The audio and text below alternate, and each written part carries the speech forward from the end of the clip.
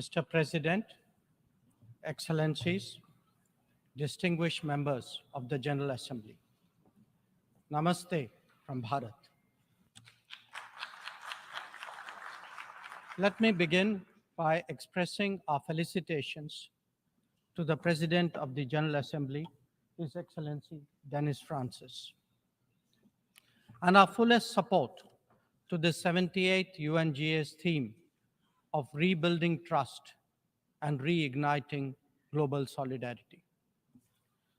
This is an occasion to take stock of our achievements and challenges, even while sharing our aspirations and goals.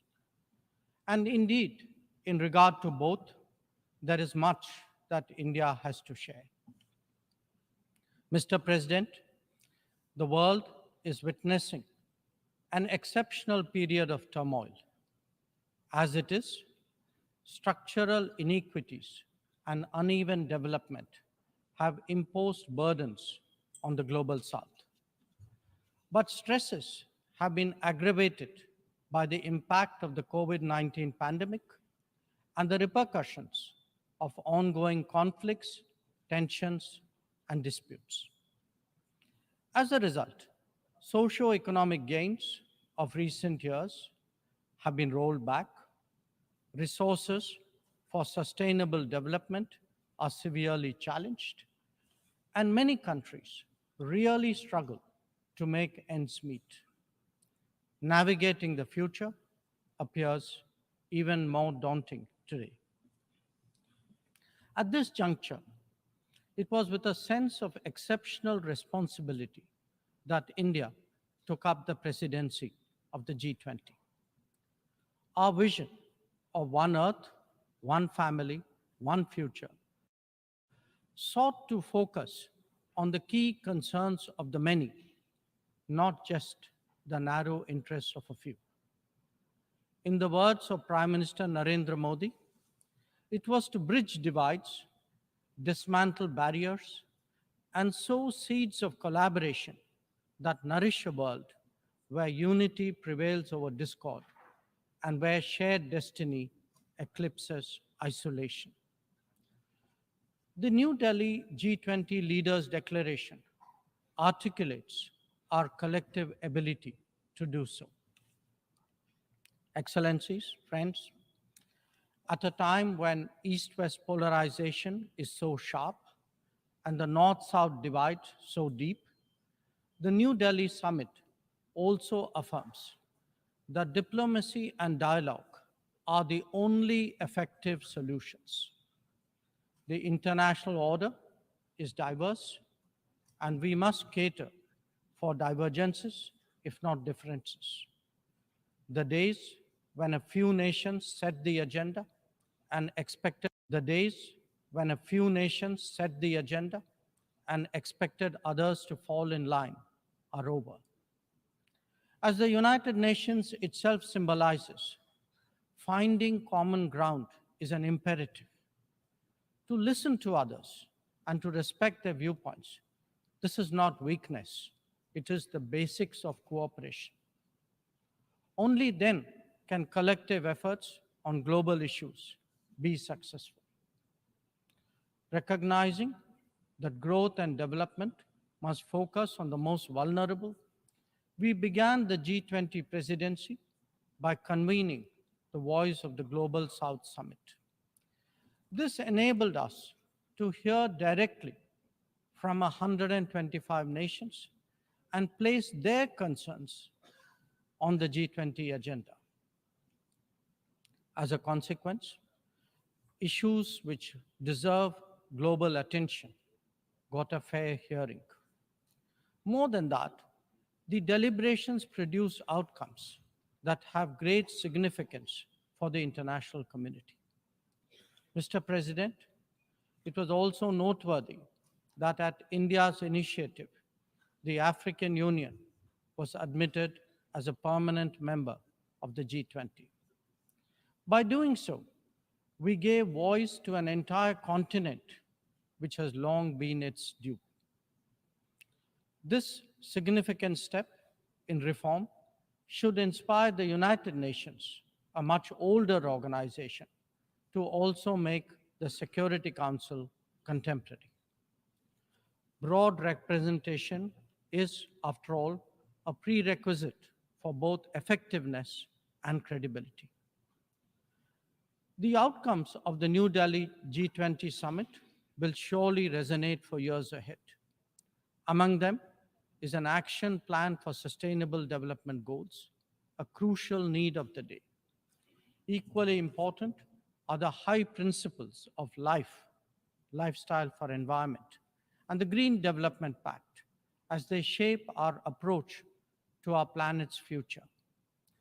The transformative role of digital public infrastructure has also finally been recognized as the salience of women-led development in building an inclusive and progressive society. The reform of international financial institutions has been given due weight, as has the resolution of debt vulnerabilities. Friends, the New Delhi G20 outcomes are expressed both as larger policies and as specific initiatives. They could be about building cities for tomorrow, or fighting corruption, eliminating hunger, or delivering quality education, ending plastic pollution, or preserving the ocean-based economy, or for that matter, enhancing food security, or even mapping global skills.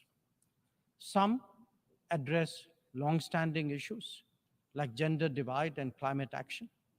Others focus on new concerns such as responsible harnessing of artificial intelligence.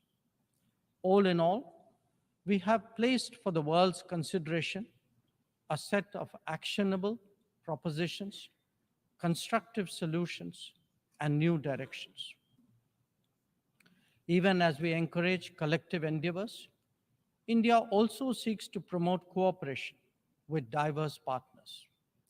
From the era of non-alignment, we have now evolved to that of Vishwa Mitra, a friend to the world.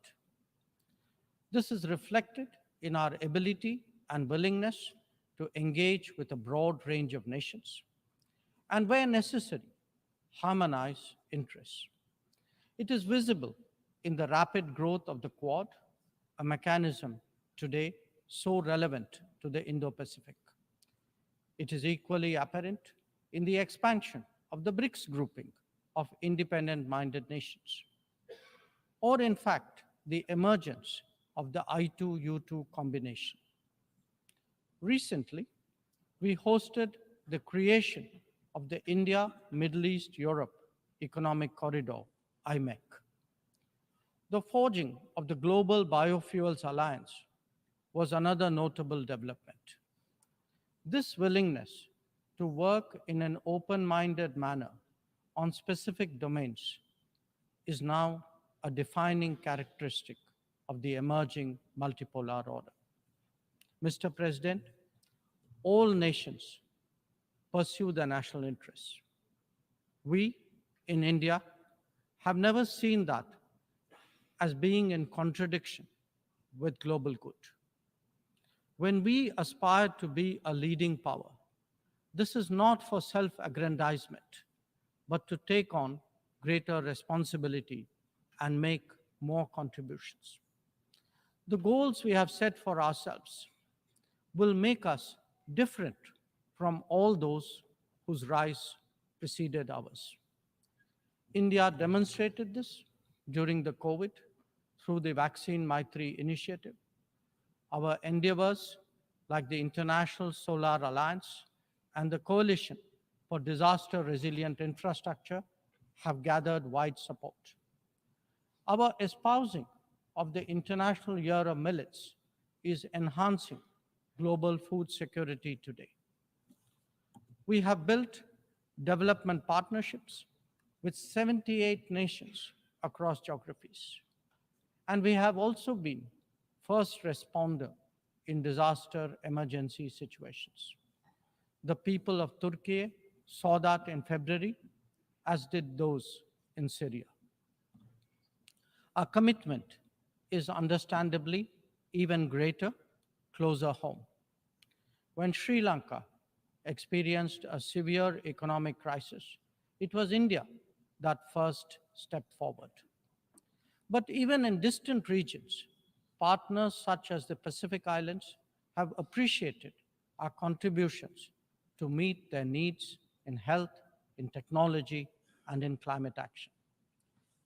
Mr. President, the most populous nation and the fifth largest economy in the world knows that its progress makes a real difference to the world. Especially so when so many nations identify with us for reasons of history, of geography, and of culture. They follow our experiences closely and evaluate our solutions for their larger relevance. Last week, the United Nations assessed progress towards achieving SDGs. The mood here reflected the struggle to overcome challenges, especially those of resource paucity. It is therefore vital at this midway that we expand our capacities and regain our confidence. As the largest contributor to meeting SDG targets, India's achievements should give heart to others on this journey. After all, the Global Multidimensional Poverty Index records that we have halved the global MPI value in the last 15 years, lifting 415 million people out of poverty. That progress has now moved on to a higher level with ambitious socio-economic initiatives covering financial inclusion, food and nutrition, health and water supply, as well as energy and housing. We are seeking to demonstrate that social welfare need not be the sole prerogative of the developed world. Excellencies, programs underway in India highlight the transformational role of digital delivery of public goods. It has facilitated scaling up, it has enhanced efficiency, and it has combated corruption. The national objective of leaving no one behind is forging ahead in so many dimensions.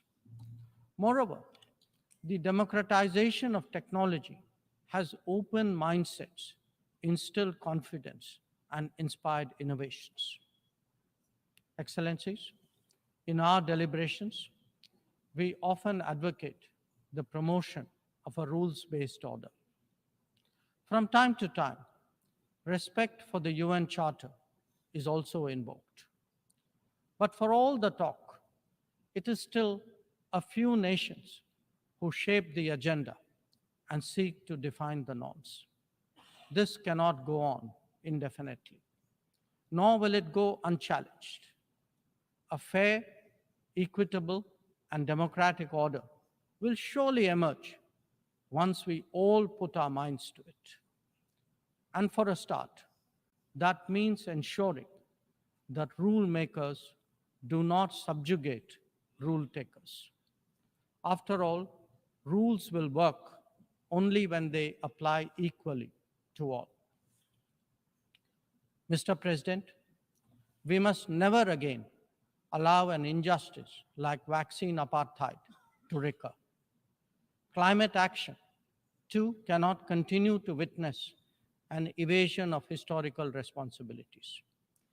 The power of markets should not be utilized to steer food and energy from the needy to the wealthy.